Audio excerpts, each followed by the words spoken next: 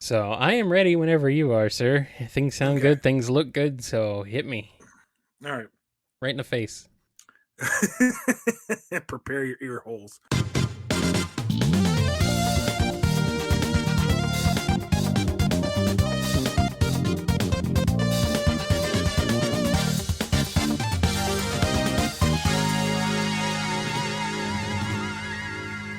Welcome to the BumbleKast. I'm your host, Ian Flynn, the Bumble King, and joining me as always is my Bumble co-host, Kyle, JCRB Krause. Hello, funky peoples, funky fancy peoples. Are you having a good time out there?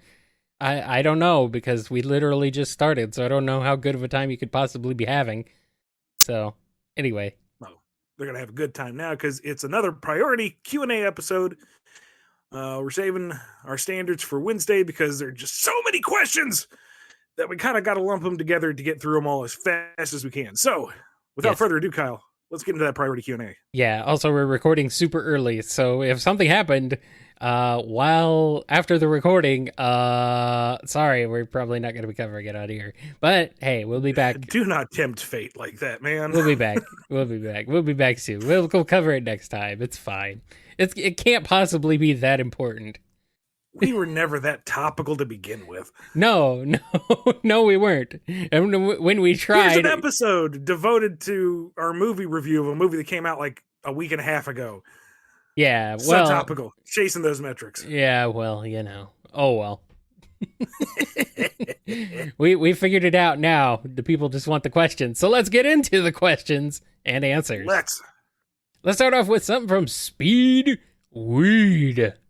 Ever heard of the webcomics Steve Leichman and Gone with the Blast Wave? If not, highly recommend them. Great stuff, honestly. But if so, you got any favorite scenes out of them? And on that subject, you got any favorite webcomics out there? Any that you'd recommend to anyone getting into the scene? I don't think I've read that one. It sounds vaguely familiar, but I don't think so. How about you? I have never heard of it. Okay. So, sorry. I don't read a lot of webcomics anymore because most of the ones I read either, wrapped up or I kind of lost interest in them. There was one back on Keen Spot, if you remember what that was, my fellow oldies, called Funny Farm that I actually drew a story for in the printed anthology. That is listed on bumbleking.com. Seek it out if you're a collector, but don't seek it out for quality because, God, I'm bad at it. Invaluable learning experience, but it is not a pretty book. I read a strip that lasted not very long called Checkerboard Nightmare. That was pretty fun in a surrealist sort of way. And I was reading something positive for a long time until a particular character death, and that just broke my heart and I couldn't come back to it anymore. It's like, oh wow, you got me good. I can't do this anymore. See you later. Dang. I've never gotten into webcomics too much. I mean, there's the comedic ones that I have seen right here and there, but not really any serious ones. So, yeah, sorry I don't have any good recommendations for you. Now, I know Leah reads one called Castle Swimmers, which is over on Webtoon. That's kind of a lighthearted fantasy epic. And there was a sequence in that went from, oh, this is kind of lighthearted and fun to this is scary as hell. Holy crap. So it's I haven't read it entirely myself, but she's shown me choice segments and is like, oh, this is really neat. So maybe that's one you should check out. I almost forgot. There is one I would recommend. It's called Drogoon.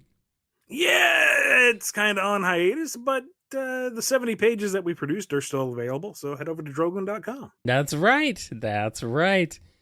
Shameless plugging. I love it. I love it. Here's this one from Alphamon Oryukin. In Shadow the Hedgehog solo game, there are multiple pathways and endings, but what interests me about the comics is that both Archie and IDW directly reference two events that are part of the optional pathway. This makes me wonder, minus the "this is who I am" ending, exactly what path do you think Shadow took in both of those continuities? Feel free to use certain stages out of order. It's hard to say because to a degree, some of it contradicts the other paths, especially certain revelations. You'd and I don't have the paths memorized, but you'd have to have the paths where the Chaos Emeralds are gathered, because Black Doom has them at the end. And I would imagine I'd like to see some of it that gets into the Black Arms early invasions of the planet, the whole flying ruins thing. So maybe have a bit of Shadow being tempted by their side for the answers and then turning against them, maybe following the neutral path a little bit so that we get some Eggman action and then go full light side. But I don't know if you could like straight up have, word for word paths linked together even out of order. I don't know. That's a tricky one that I'd have to actually sit down and research to properly map out. Here's a question from Dove. Nickelodeon is doing their version of Smash. If Sega and IDW teamed up to make a 90s style wrestling/fighting game involving Sonic and Company, what finishers and personas would the cast have? You don't have to cover everyone, but please at least cover Starline, Tangle, and Whisper. And who can forget the constant tag team challengers, Rough and Tumble? Kyle, you can think of a few ring intros if you like. Yeah, Kyle. Yeah, well, use the ring intros. Most of the cast already has their own theme song. Like the main cast, the game cast already has their own theme song. So I mean, why not any of those? I mean, Rough and Tumble have their intro baked in. I guess that's true. Yeah, they do. They really do. They're coming down the runway doing the rhyme. That's is what they do. They were built for this. Yes, they come out like New Day. with some third random guy who just blares a trumpet all the time. Because that's what happens. That's what happens in New Day. Except they're a 3-way tag team, so But Rough and Tumble need the third guy to be their trumpet guy. Let's see what else. Whisper would be like I imagine she would have like a dark entrance, all the lights cut out, and then she kind of maybe swings in from the rafters or something, just something cool, or flies. For her. She just gets the job done, but... or just like flies in from the rafters with her hovers down with her wisp, something cool like that. I mean, it's wrestling. You got to get a little bit crazy. It's got to go. This is a little bit out of my wheelhouse, I must admit. Yeah, I mean, Starline, I imagine, would be this big production, this big, gaudy, bright thing just rolling down the ramp, something to really get your attention, and then it just shuts down, and you realize he's already in the ring. He's been in the ring the whole time. He fooled you small-minded idiots, and now he's going to conquer whatever fool gets in the ring with him. It's just like a Vegas stage show. Yes. But then it just goes out. Yes. Meanwhile, Tangle is just bouncing everywhere. Oh, yeah. Yeah, and she's just like, I don't know, she's just the crazy one. Maybe cartwheels down. Yeah. Tail just in a giant ring. Does a couple rounds around the ring, bounds inside. Yeah. That would be super fun. Tangle off the top rope. No, she made another top rope. I'm getting word here that Tangle's theme song is the Gummy Bears theme. Bouncing here and there and everywhere. Yep. Well, she is dashing and daring, courageous and caring, faithful and friendly with stories to share. You're not wrong. That is very much her personality. Wow. I never realized that. Oh, man. Yeah. We got anything else to add to that one? Well, I mean, we can't do Eggman. We have to do El Gran Gordo. Well, yeah, that's true. He can't. Yeah, that's a given. And I can just see Knuckles coming down to Unknown from ME with frightening clarity. Nothing too flashy, just kind of shadow boxing on his way up, but with all the confidence you can imagine. What about for Cream? Cream just, she's just like happy. She's just like happy-go-lucky, just skipping down the ramp. You either go that or you go like full on hardcore, like she's coming out to I Am Iron Man. Cheese has warped into a devil chow just for the match.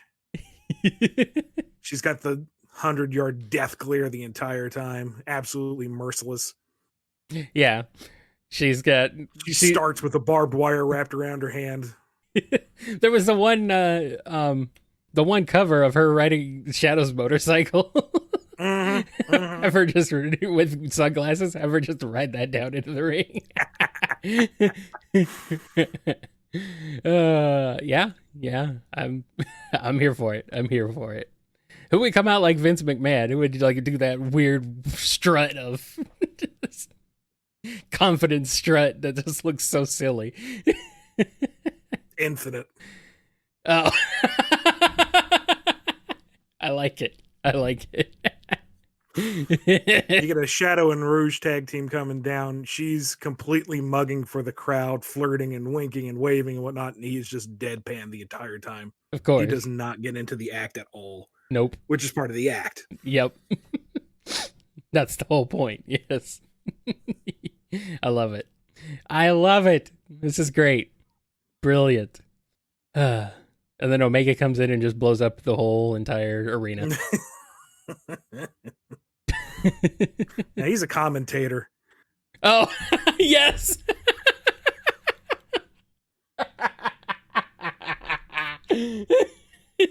Brilliant. That's absolutely brilliant. Slick move off out of the corner. What do you think, Omega? Needs more DACA. Always saying absolutely brutal blow. Omega, what are you thinking? Needs more DACA. He'd always be saying how he would have done it. Which, of course, would be with more DACA. More DACA, yes. Yep. Orbot, Qbot, and Omega as commentators. Yes, absolutely. And Omega would be like, "You're lucky I don't destroy you." We are here in a professional capacity. Yes. There we go. Do you have any other suggestions besides use more DACA? More fire. Understood. Moving on.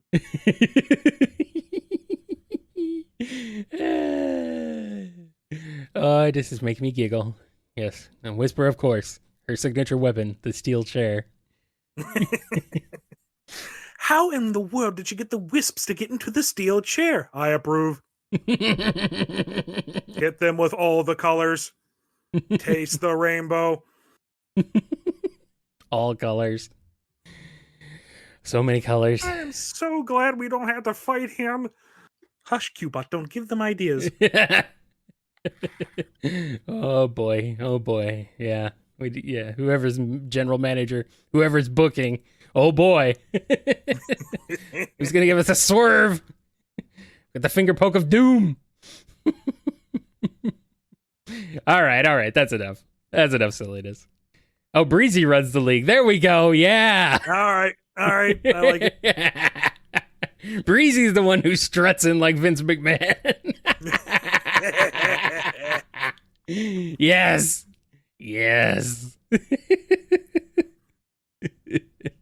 All right. Next question from PC the Unicorn. Ian, I'm kind of confused about the Silver situation within the IDW Sonic series.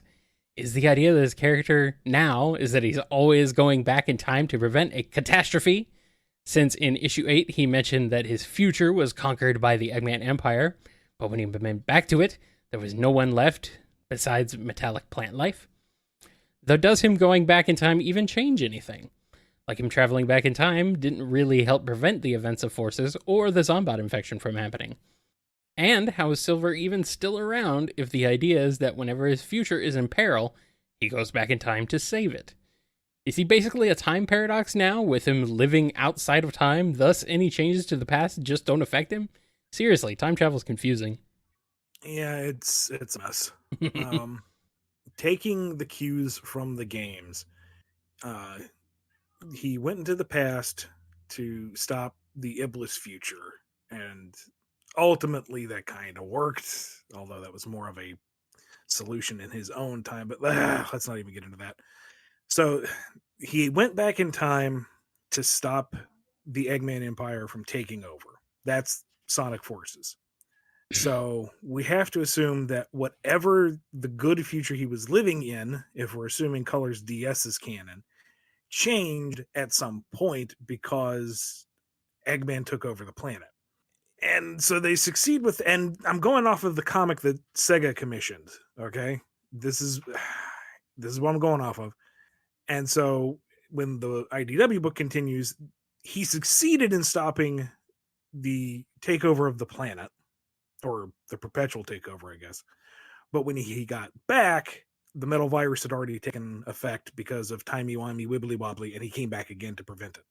So until I am instructed otherwise, the premise I'm working under is that, yes, Silver is kind of outside of the timeline, and his future eventually shows the effects of the past. Whatever the past does will eventually catch up to his time period and rewrite it with whatever peril du jour he must go back and stop. It's not the most sensible time travel story, but that's the rules I'm working with right now. Yeah. Okay. Here's one from Off. Do Mobians have tepidum lucidum, the reflective surface on an animal's eyes that make them glow at night? We haven't seen anything like that in any of the night scenes in any of the games, so I'm going to say no. Okie dokie. Makes sense. Here's a question from Wolfsbane. All right, so a decent chunk of questions get answered as lost Hedgehog tales because it will be explained in LHT. You did mention a few BumbleKasts ago that it's going to be sooner than later, but mentioned there are several aspects that need to be settled first.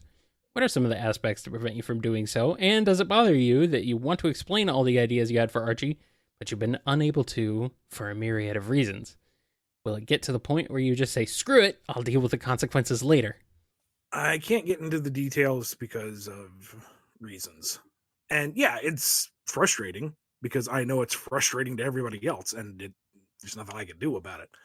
The only thing I can do about it is to not do it, ironically enough. Mm-hmm. Mm-hmm. Given all that is in the works, or potentially in the works, or whatever, I don't think I would ever reach a point of just saying screw it and dropping it anyway because of my respect for other folks involved. If there came a time where I was, clearly disassociated with the franchise, like I was not working on Sonic in any capacity and would not be returning to it, if that was a clear-cut division, then I think it might be safer to do so. But that's not going to happen in the near future. So for now, we all just have to be patient. Yeah, unfortunately. But who knows? Good things will come to those who wait. So just relax. Here's a question from Scruffy Matt. When Mario 3D All-Stars came out last year, I decided I was going to play through the entire main series of Mario games. I've been pacing myself and taking it slow, especially since I had never tried Mario Galaxy before and was a little hesitant going in. But I'm finally finishing up my marathon with Mario Odyssey. So I'm curious, what have been your favorite Mario games? Is there one you think is the best? Also, which is the worst Mario game, and why is it Lost Levels? Can I say Paper Mario 1,000 Year Door? Sure. It's not a mainline game exactly, but Mario RPG Paper Mario is a bit of a spin-off, but sure. Because I've never really gotten along with mainline Mario. It's not treated me well. It's a shame. I love Mario. Mario Kart 8 is great. Love that. That's another spin-off. Mario RPG was great. 1,000 Year Door is the best one since RPG, which I don't think is that hot of a take, but whatever. No, not usually. And, that's about my mileage. I mean, as far as worst goes for mainline Mario games, Mario 2, aka The Lost Levels, Japanese version of Mario 2. It's it's definitely just a harder version of the first game, which is kind of neat, actually. I think there's some interesting and cool design choices in there, and also some really obnoxious and just frustrating ones, of course. But, for if you want more Mario 1, I mean, there's worse Marios you could play as far as, like, hard ROM hacks. Mario 2's got nothing on Kaizo Mario. Let's see. Geez. For 2D Mario games, I tend to waffle back and forth between Mario 3 and Mario World being better. I feel like Mario 3 edges it out just a little bit just because of the sheer amount of content and just power-ups and everything in that game. World streamlines things, scales things back a bit as far as like power-ups and stuff. But I don't know, they're just so well made, so excellent, like just all the way through, just beautiful games. It's hard to choose between the two. I really loved Mario 3D World, and I also really did like Odyssey a lot. I was super glad they went back to that kind of style of semi-open world exploration-based Mario games. I still have a soft spot for Sunshine, so, that was good for me. I liked it a lot. I never got into Galaxy all that much, actually, and I've never played Galaxy 2. So I played a bit of Galaxy 1, and I liked it, but I don't know, it just didn't grab me in the same way that a lot of other Mario games have. It was weird. I was kind of, I don't know. There's nothing specific about it that really put me off or anything. It's just, I don't know, didn't catch me so much. So, yeah. That's pretty much it, I guess. Here's a question from FireRedXY. Before the Mega Man comic got shelved, had you already laid out any long-term plans for Blues and Tempo? If so, could you share? With Blues, it was mostly his transition into Proto Man and moving on to become a true hero. I had a particular subplot in mind for him and Quake Woman in Mega Man 4, but beyond that, nothing super concrete. Proto Man's story kind of it has an arc after 4, but it thins out at that point. I mean, there is the whole Dark Man angle, which could be played with, but after that, aside from the constant sword of Damocles that his reactor could go nova at any moment, he didn't really seem to have a lot going on aside from I'm the cool older brother. So there would be stuff to be found in there. And Quake Woman being an original character, we're figuring out where she's going as we go along. So outside of Mega Man 4, I don't think I had anything particularly concrete in mind. Just that the games gave us some guidelines for Proto Man, and beyond that, we just kind of figure it out as we go. Yeah. All right, here's this question from Kaloke. The Bumble King mascot, or the real Bumble King, puts his crown and headphones on twice in the beginning of each BumbleKast. Does he have to clean out his ears? Does he even have ears? Why does he do it? Why does a Bumble King do anything, really? Because he is the king. He's on a level beyond mortal kin. Are you sure you see him put on 2 headphones? Maybe more. Maybe there are headphones there that you can't even perceive. I would assume he has ears, because otherwise that'd just be silly. It would be. But you never know. I mean, it would be strange, but sure. He puts on his crown. Maybe he drops his crown and someone picks it up for him. He's like, "You dropped this, king." And then he puts it back on again. That's exactly what happened. I don't know. What I do know is it's time to take a quick break, and then we'll be back with more BumbleKast.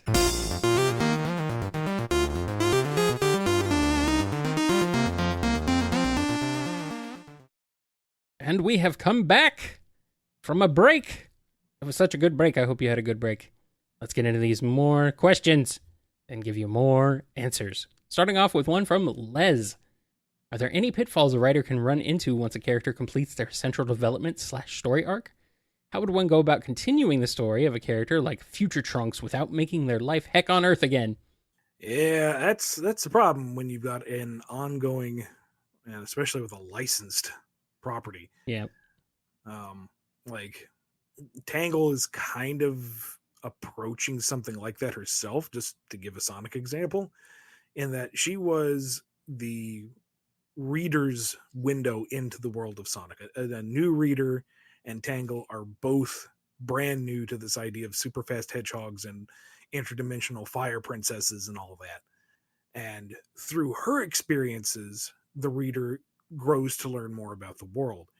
Except at this point, Tangle has grown to know this world. She's now part of it. So that bright eyed and naive worldview is falling away. She's becoming one of the regular crew. So something that I believe Evan is going to be tackling is what do you do next with Tangle? Now that she has completed that arc from complete newbie to one of the gang, what do you do with her next? And characters like Sonic and Tails and Amy and everyone who don't have arcs, on the one hand, you don't have to figure anything out. They just have to kind of perpetuate. They have to engage in adventures, but not be overly challenged, which is a challenge in and of itself, but that's not what the question was. Let's look at Future Trunks, like you said. And to me, the solution is once he went back to the future and killed Bug Cell, that was it. That was the end of the story. He was a neat character. Leave it alone. That's it. Sure, there's always the desire to return because he was so well received and he was such a cool character, but you've told that story. He's done. And there isn't anything more for him to achieve. I know he's involved with the Goku Black storyline, and I'm not familiar enough with that to really weigh in on it, but compare that to, say, Piccolo, who he ends Dragon Ball as the reincarnation of King Piccolo. He is Goku's fiercest rival, his most deadly opponent, with kind of a history of having laid waste to the cast if we're going to associate him with King Piccolo's villainy. And he begins that way in Z as someone that everyone is either afraid of or doesn't entirely trust. That's why his team up with Goku against Raditz is such a big deal, is because you have your hero and villain coming together against a bigger threat. That was what made Raditz such a big deal at the time. And that's kind of funny to say, Raditz being a big deal. But from there, with his tutelage of Gohan, with his sacrifice against Nappa, with his resurrection, fusing with Kami, etc., he grows past his rivalry with Goku and becomes his own heroic figure. And then he becomes the babysitter of the series. He wraps up his arc, and it's a great arc overall, if you go all the way from Saiyan Invasion to Androids. But then he's just kind of there for the Boo Saga. And even after that, he's kind of like the kind of cool badass, but he's so far eclipsed in power level that he's not really a threat or a contributing member anymore.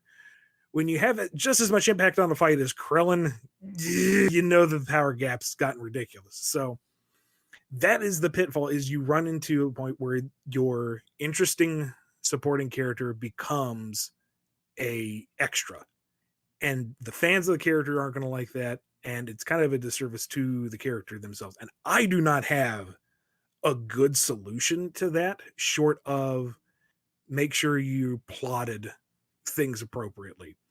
Like, if you have control of your narrative, if you know where your beginning, middle, and end are going to be, you have a bit more control over it. But something like Dragon Ball and Dragon Ball Z, which just kept going and going and going and had a lot of last minute changes and outside influences, that the fact that we got anything cohesive is kind of impressive. I can think of core cast Sonic characters that have had this problem. I mean, there's Knuckles and, of course, Shadow. Yeah. Both of them have had, like, Shadow especially has kind of overstayed his welcome, I think. Yeah, I mean, as far as the storyline goes, I mean, if you like Shadow, that's totally cool. But I mean, he is just, I don't know, he just doesn't have much to do. no, not really. At the end of his game, the whole point is that he, is giving up on his past, or he's putting it behind him and forging a new identity and a new future, which is a great starting point for the character. Yeah, It just hasn't gone anywhere yet. yeah. Now, the only solution I can see for Whisper is you just shift over to her journey, or not Whisper, for Tangle, is you just shift over to her journey with Whisper and how that relationship develops, you know? I mean, maybe. Something like that. Even if it's just friendship. Very, very, very good friendship. Extremely. Just super duper good. Anyway, here's a question from Jib. Have you ever thought about Shadow's personal issues with humanity and how they're different from Maria's? And mostly everyone else within the cast? We know it's listed that he dislikes humanity, but which, considering all he's been through and how that changed him, it makes sense. Even in Sonic Battle, he comments, "This is the final voice of the last war machine. So begins the destruction of the Earth, a natural result of ignorant human desires and greed." After watching Emerald get turned into a weapon to attack the Earth. Then he witnesses Emerald's death and he says, "It's my desire to bring hope to humanity. I can't stand it." Like, wow, it really causes you to ponder about how he feels after all of that. Yeah, and it's good narrative neat. I'm kind of sad that Battle seems to have kind of been fallen on the wayside in terms of impact on the overall canon. But just with that as a framing context, if I were to build off of that, I would say that Maria sees the best in humanity and Shadow sees the worst for obvious reasons. And because of her, he is able to at least acknowledge what she saw in humanity. And for her sake, wants to fight for that, wants to protect that, wants to nurture that in his own way. But instead of the bright-eyed and gregarious nature that Maria had, he is once bitten, thrice shy, and is not ever going to put himself out there in a way that he trusts humanity. Maria taught him the goodness and the potential, and that is what he will fight for, but he will never keep the faith in it. He will never assume that things are going to work out in the end. So they kind of have the same general outlook, but very different approaches. Intriguing. Maybe we get to explore that more someday. Here's this one from X. Huzzah! A magical IP protection genie poofs out of a dusty lamp, which you mysteriously don't recall having, that you were wiping while cleaning the house, and grants you the ability to have a crossover with any other series, be it video game, movie, book, whatever, with any IP you've wrote for in the past. You can have multiple crossovers, but only for each IP you've worked for before. So one Sonic, one Mega Man, etc. What do you choose and why? Yeah, oh my god. I mean, at least I limited it to, IPs you've worked on previously. It's a very focused what if. Yeah. Let's see. Sonic and Knights. Just because I have that story in mind, I know how that would work. Mm-hmm. That would be pretty darn easy. Mega Man, I'm going to cheat and go back to a previous episode because I really liked the Metroid Mega Man X that we theory crafted last time. That turned out to be a lot more fun off the top of my head than I was expecting. Yeah. So that could be cool. What else? Just for giggles, let's take Archie's New Crusaders and mix them up with the Ben Stiller Mystery Men movie. That could be silly. I like it. That could be fun. I like it. Trying to think of a crossover with Drogoon. There we go. Let's be super indulgent. Drogoon and Skies of Arcadia. Yes. I'm not sure how that would work, but if we get on that tangent, that's going to be the rest of the bloody show. Half tempted to take the Rivals of Aether stuff and throw it at Star Fox, but that's way too different in terms of time periods and tech levels. Yeah, Unless maybe. we went with Claren's future, but then we don't have enough of a cast to work with. Maybe. I don't know. Hmm. Yeah, I mean, you could throw Rivals of Aether at Shovel Knight, which Shovel Knight's already been thrown at Rivals of Aether, so just throw him Yeah, back, maybe, throw maybe, it back maybe. the other way. or Mixed two Chante. IPs. Mixed two IPs I worked with Cosmo the Merry Martian and the Star Wars universe. Bingo. Perfect. I love it. Get Cosmo to charge in the battle on top of Chewbacca. Now, this is Wookiee racing. Yes. Yes. All right, here's this question from Diane W. The one we sadly didn't get to see during the Zeddy Hunt arc was the Chaotix having their battle against the Deadly Six. What would a hypothetical fight between the Chaotix and the Deadly Six be like? And let's add in a hypothetical between Team Dark and the Deadly Six, just for funsies. Um, this is with the mentality of the Deadly Six need to be maintained as threatening villains. So they square off against the Chaotix.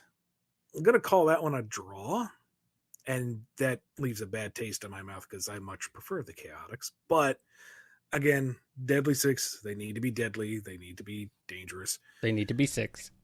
Yeah, and therefore they have to have a certain power level, and they do outnumber the Chaotix 2-1. So I'll say that the Chaotix being able to work together, kind of, and genuinely caring about each other gives them enough of an edge to not making it a complete rout. They would take out a couple of Zeddy, take down, I should say, before having to call it quits and retreat. Uh, Team Dark, that's only going to be fun if we can actually get like a actual stakes R-rated throwdown, because that needs bodies on the floor. That needs blood. I mean, Real. it's easy enough to imagine Omega just unloading on Zor and turning him into a stain, but then you have Zavok taking over Omega. And if we're going to treat 06 with any degree of sincerity, Omega did take down Shadow in the bad timeline. So that could be a problem. Mm. And end with Shadow ending Zavok. That would put a smile on my face. Finally give Shadow something to do. Murder. All right, here's this question from Sonic. Since Izuka-san said Shadow needs a Chaos Emerald to do Chaos Control, why are there several instances of him using Chaos Control without one in the games? And how can you get away with Shadow not having an Emerald and still teleporting? Does Shadow need to be directly touching a Emerald to use their power, or does it just need to be nearby? You have pretty much summed up a number of notes I've sent back on scripts saying here are all the instances where Shadow doesn't need an emerald, at least just to do short range teleportation. And yeah, I've never won those fights, unfortunately, but the official word is he has to be in physical contact with an emerald to use chaos control. Everything else in the contrary is just, I don't know. It always changes. It always changes. It's never consistent. Never going to be. Oh well, here's a question from Madeline Blue Star 7. I have a question about the weather in modern Sonic, referring to the continuity of the games and the IDW comics. In the places where Tails' workshops are in Central City and the location that his workshop appears in issues 16 and 33, do the seasons change to winter with snow? Do the seasons change in any places in Sonic's world aside from the places with a single constant type of weather? Also, does Tails have workshops in White Park or Winterburg? That is a surprisingly tricky question because we can't really imply the passage of time, and therefore seasons themselves wouldn't change because we aren't actually progressing in any meaningful way. But I don't know if in universe there are seasonal changes. It would make sense that there were because they don't treat it like the perpetual time capsule that it is narratively. um I don't know. That'll be something to ask at some point. But you are right, there are regions that are like perpetually one type of seasonal Yeah. variation, but that's kind of like the real world. There are areas that are constantly cold and snowy or tropical or whatever. But Tails does have workshops kind of all over the place. In my mind, as he's adventuring with Sonic, he actually likes to stop and think on occasion. But when you're traveling with somebody who makes a few laps around the globe just for giggles, you need places to stop. You're not always going to be able to come back to your regular house. So, yeah, I figure he's got little shops all over the place. Yeah. Or, there's like points in games where you go through a tunnel, and on one side it's one season, and on the other side it's another season. It's like, what? Mushroom Hill, I'm looking at you. Yeah, it's just weird. Weather and seasons in Sonic's world are just weird. And finally, our last question here comes to us from none other than Scurvy Pirate Hog.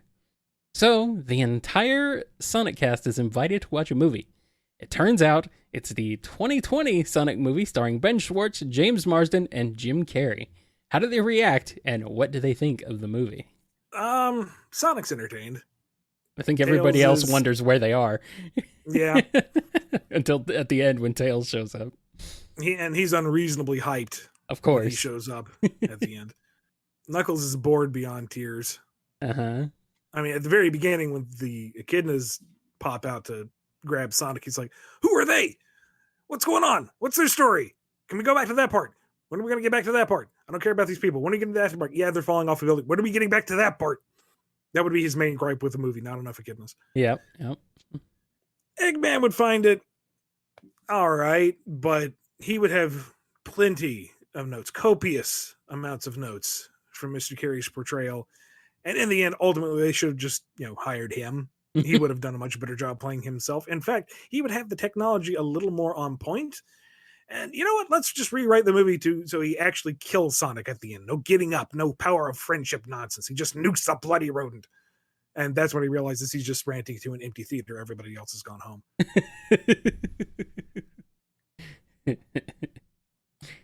And he's just like, I don't get it. Why am I not here?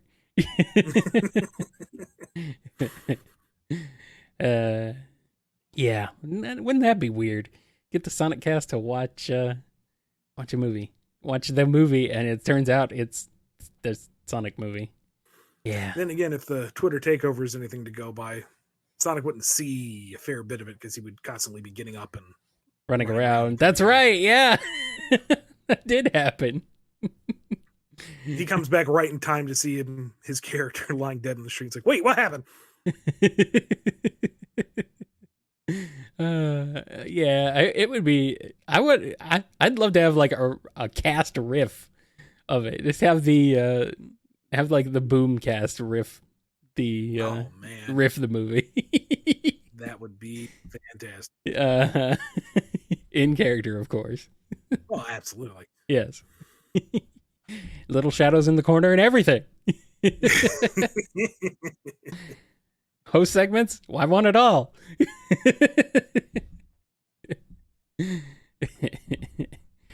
Shadow is in it, and he's just Shadow, like he always is, because he's always Shadow in every incarnation. Like there's no difference between any shadows. Maybe they actually are all Shadow, and he's just bouncing from universe to universe randomly, and it just doesn't matter. He just doesn't care. Omega loves the explosion effects. Yes, of course he does.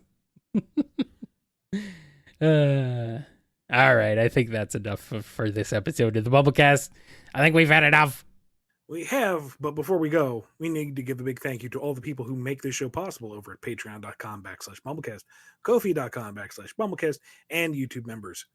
Big thank you to Daniel H., Alex P., James K., John B., Jennifer R., Robotnik Holmes, Samuel P., Sam Cybercat, Torchbound, Justin G., Mike B., Coupling Crew 128, Duiz Diz, Den Diane W., Bradley TT, Andrew D., Scruffy Matt, Chris A., Sony, Salute Your Cat, John M., Noni, David M., Off, Don B., Yami M., Sin Fritz, Lee H.K., Lisa M., Silly String, Chevelle, J. Frost, Piggy Bank, Jib, Hero Flight 13, Blue Title Gamer, Tic Tic, Justin S, Final Neil, Ryan D, Speedweed, Jonathan D, Rachel W, Godzilla, Chaos Universe, Sonic Legacy, Daniel B, Daller the Dalek, Sonic, PC the Unicorn, Dove, Preston M, Red the Supernamic, Pandolce, Fiona M, Joe S, Chad, Jonathan R, Chase L, Owen B D, Ben Wolfsbane, Renard Pixel, Les, Invade Turbo Tunis, Danny the Light, Sapphire Scarletta, Turbo Crooker, John the Real Waluigi, Noah S, Carlos, Lewis J, Lexi Loves Jojo, Corjiro Highwind, Callum Q, Spark Z, Fire Red XY, Kimiko, Bad Pays Lover, Alphamon or You Can, Michi, Michael, Xanderoni the Painter, Scurvy Pirate Hog, Madeline Blue Star 7, and Kolok. Woohoo! Thank you, everybody, for supporting us, as you always do. You are truly the best. Absolutely. Be good to yourselves, be good to each other, and we will see you next time for more standard Q&A. You've been listening to the BumbleKast, a co-production of Bumble King Comics and the KNGI Network. Original theme music composed by Ken Coda Snyder. Remixed intro by T-Lopes. Find out more information, along with podcast feeder links, MP3 downloads, and more at bumbleking.com and kngi.org.